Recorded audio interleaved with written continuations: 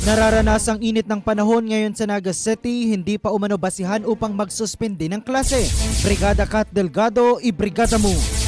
Brigada 5 Report.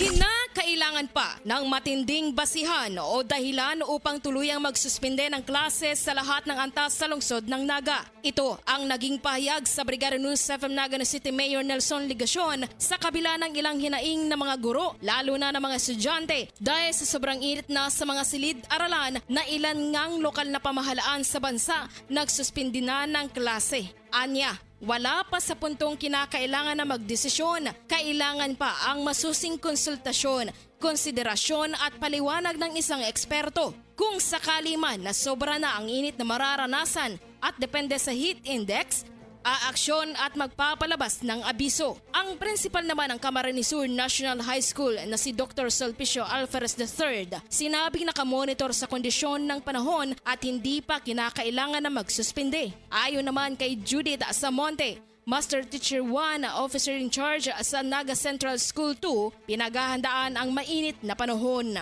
Sa ngayon kasi, nasa 35 degrees Celsius ang heat index sa lungsod habang ang ibang lugar higit 40 degrees Celsius na. Kinakaipon, ikaw ang matinding dahilan para magsuspende ng classes. Garo man lang po yan sa kung may bagyo. Dai pa man pong sufisyenteng basihan para gibukon po yan. Kung kinakaipuhan, makonsulta man po kita. In the heart of changing lives, ito si Brigada Kat Delgado ng 103.1 Brigada News FM Naga, The Music News Authority. Siksik sa mga